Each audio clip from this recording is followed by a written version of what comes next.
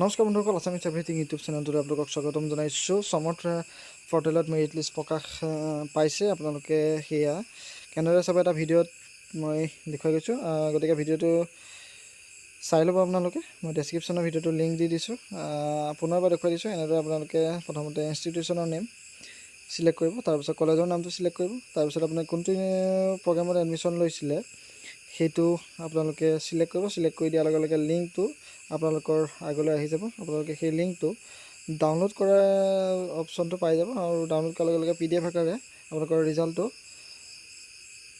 Merit লিষ্টখন আপোনালোকৰ download হ'ব আৰু সেইখন আপোনালোকে চাই ল'ব পাৰিব। মই দেখুৱাই দিছোঁ।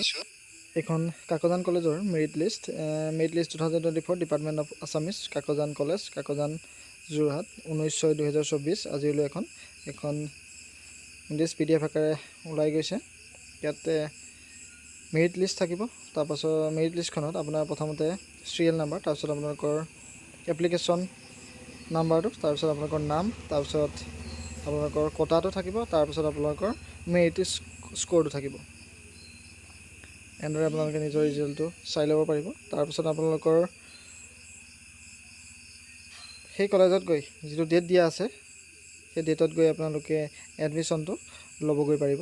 আশা কৰিছোঁ ভিডিঅ'টো চাই ভাল পালে ভিডিঅ'টো লাইক কৰি দিব, শ্বেয়াৰ কৰি দিব আৰু চেনেলটো যদি ছাবস্ক্ৰাইব কৰা নাই ছাবস্ক্ৰাইব কৰি দিবলৈ নাপাহৰিব। ধন্যবাদ।